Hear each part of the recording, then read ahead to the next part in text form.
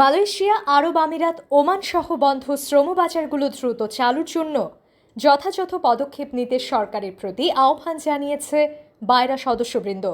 24 April বৃহস্পতিবার সকালে Bangladesh association of international recruiting agencies এর সদস্যবৃন্দ আয়োজনে প্রবাসী কল্যাণ ভবনের সামনে শ্রম বাজার চালুর ক্ষেত্রে যাতে কোনো সিন্ডিকেট ও অনিয়ম না হয় তা নিশ্চিতের দাবি মানববন্ধন ও স্মারকলিপি প্রদান কর্মসূচি থেকে তারা এ আহ্বান জানান।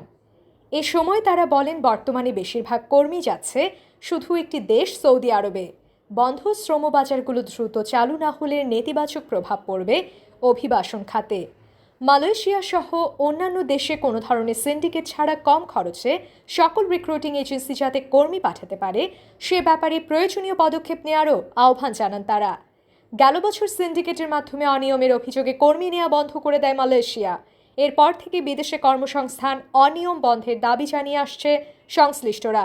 মানববন্ধন ও স্মারকলিপি প্রদানে উপস্থিত ছিলেন ফরিদ আহমেদ মজুমদার, স্বত্বাধিকারী আল সুপ্ত ওভারসিজ, মোহাম্মদ আনোয়ার হোসেন ভুইয়া, ব্যবস্থাপনা পরিচালক তাসনিম ওভারসিজ, অ্যাডভোকেট মোহাম্মদ সাজ্জাদ হোসেন, স্বত্বাধিকারী আরমান এয়ার ইন্টারন্যাশনাল, মোহাম্মদ মহিউদ্দিন, স্বত্বাধিকারী পুরবী ইন্টারন্যাশনাল, মোহাম্মদ আতিকুর রহমান বিশ্বাস, ব্যবস্থাপনা অংশীদার আল আকাবা অ্যাসোসিয়েট, কফিল উদ্দিন মজুমদার, স্বত্বাধিকারী ফ্রিডম ওভারসিজ, সাগর মাহমুদ, ব্যবস্থাপনা পরিচালক আল গিফারি ইন্টারন্যাশনাল লিমিটেড সহ সংগঠনের অন্যান্য নেতৃবৃন্দ উপস্থিত ছিলেন। পৃথিবীর জনশক্তি রপ্তানির সম্ভাব্য দেশ হিসাবে বাংলাদেশ অন্যতম। আমাদের বাংলাদেশে 25 থেকে 26 লক্ষের উপর বেকার জনসংখ্যায় পরিপূর্ণ আছে। এই বেকার জনসংখ্যাকে আমরা যদি জনশক্তিতে রূপান্তর করে বিভিন্ন দেশে রপ্তানি করতে পারি তাহলে বাংলাদেশে আসবে রেমিটেন্স, অর্থনৈতিক প্রবাহ হবে বৃদ্ধি।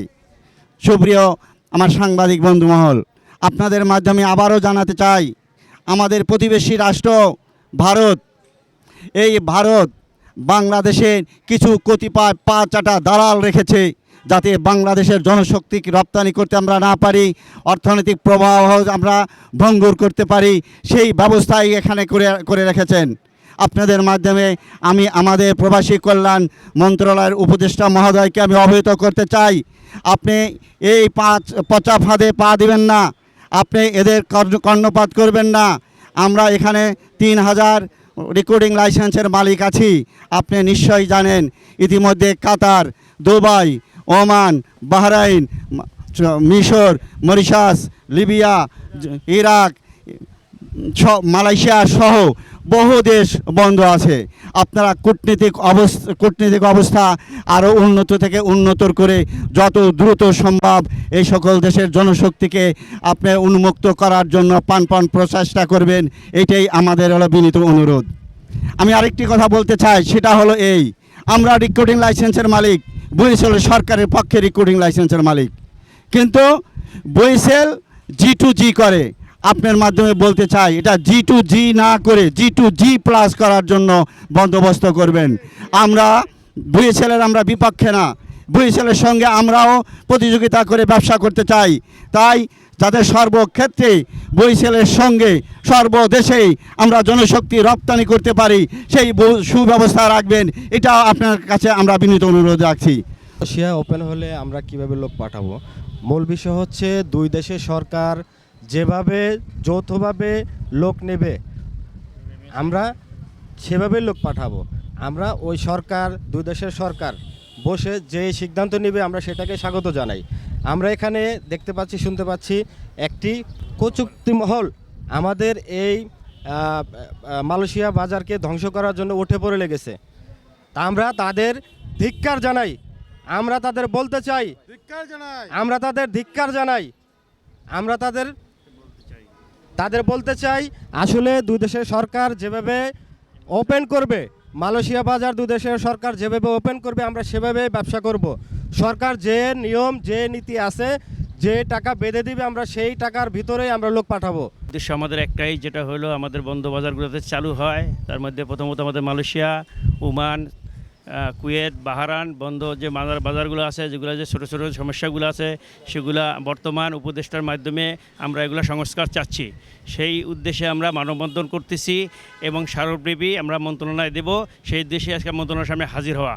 তাই আশা রাখি প্রধান উপদেষ্টা এবং আসিফ নজরুল স্যার, যারা আপনারা এখন জনগণের সরকার, জনগণ সরকার হিসাবে আপনাদের কাছে আমাদের জনগণ হিসাবে অত্যন্ত আমাদের রিমিটেড যোদ্ধাদেরকে বাঁচিয়ে রাখবেন। আমাদের সবচেয়ে বড় জনশক্তি রপ্তানি আমাদের দেশে বড় একটা আয়, সেটাই আমাদের এই শিল্প যাতে বন্ধ না হয়ে যায়, এই শিল্প যাতে সচ্ছল থাকে, দৃষ্টি আকর্ষণ করছি আপনাদের।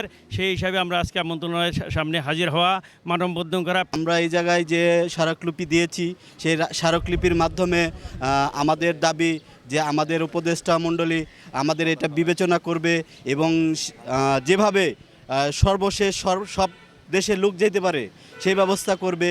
এবং যদি আমাদের দাবি মানা না হয়, আমরা প্রয়োজনে আবার রাস্তায় নেমে এবং আমরা আবারও মানববন্ধন করব এবং সরকারকে বুঝাবো যে যেভাবে হোক আমাদের শ্রমবাজারগুলো যাতে খুলে দেওয়া হয় এবং বন্ধ দেশগুলোতে যাতে রেমিটেন্স আসে দেশে এবং জনগণের উপকার হয় এবং আমরা দেশকে আগায় নিতে পারি। আমাদের রেমিটেন্স আমাদের দেশের একটা মূল শক্তি। রেমিটেন্স আসতে হবে এবং রেমিটেন্স আসার জন্য আমাদেরকে শ্রমিককে দেশের বাইরে পাঠাইতে হবে এবং শ্রমিক আমরা যদি দেশের বাইরে পাঠাইতে পারি তাহলে আমাদের রেমিটেন্স আসবে, আমাদের দেশের আয় হবে। ধন্যবাদ মাননীয় প্রধান উপদেষ্টা ডক্টর মোহাম্মদ ইউনূস স্যারকে এবং উপদেষ্টা আসিফ নজরুল স্যারকে। আমি একজন ব্যবসায়ী, আমরা একজন ব্যবসায়ী, আজকে ব্যবসায়ী দাবি নিয়ে এখানে এসেছি আপনার কাছে।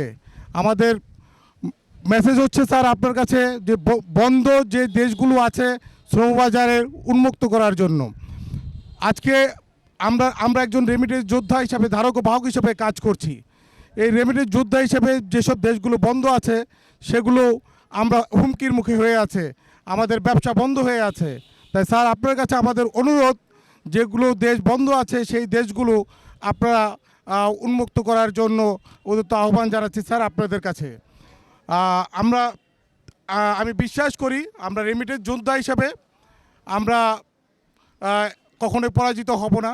আমরা জনগণ ও রেমিটেন্স যোদ্ধাদের পক্ষে কাজ করব, এই প্রত্যাশায় আমি আমার বক্তব্য শেষ করছি। মাননীয় উপদেষ্টা, আপনি বিভিন্ন খাতে অনেক আগের চেয়ে অনেক স্বাচ্ছন্দ্য এবং পরিষ্কার পরিচ্ছন্নতার অনেক দিক থেকে এগিয়ে নিয়ে এসেছেন। আমরা আজকে একটা মানববন্ধন করেছি, সেটা হলো আমাদের যাদের রিক্রুটিং লাইসেন্স রয়েছে। আমরা দীর্ঘদিন থেকে অপেক্ষা করছি, দিনের পর দিন অপেক্ষা করছি যে আমাদের বিভিন্ন যে দেশগুলো বন্ধ হয়ে আছে সে দেশগুলো বিগত সরকারও কোনো উদ্যোগ নেয় নাই। এখন যেহেতু আপনি সব বিষয়ে খেয়াল রাখছেন এবং নজর দিচ্ছেন এবং বিশেষ করে জনগণের দিকে তাকাচ্ছেন তারা কি চায়, সেই দিক থেকে লক্ষ্য করে বলবো আমাদের লাইসেন্স মালিক যারা আছে, আসলে আমরা রেমিটেন্স যোদ্ধা। আমরা চেষ্টা করি দেশের জন্য কিছু করার জন্য। সবাই তো আর সব কিছু করতে পারে না। আমরা একটা লোক প্রেরণ করি, সে রেমিটেন্স পাঠায়, সেটা আপনার কতটুকু কাজে লাগে আপনি ভালো করে জানেন। আমি আপনার কাছে বিনীতভাবে আহ্বান জানাবো, আপনি সব খাতে নজর দিয়েছেন, আপনার কাছে বিশেষ আকুতি জানাই যে এই রিক্রুটিং এজেন্সি যাদের রয়েছে আপনি এদের দিকে একটু খেয়াল রাখবেন, বিশেষ করে যে দেশগুলো বন্ধ আছে সেগুলো একটু উন্মুক্ত করার বিষয় নিয়ে। তাহলে আমার মনে হয় আপনি যেভাবে দেশের জন্য কাজ করে যাচ্ছেন, এই রিক্রুটিং লাইসেন্স মালিকরাও আপনার সহযোদ্ধা হিসেবে কাজ করতে পারবে বলে আমি বিশ্বাস করি।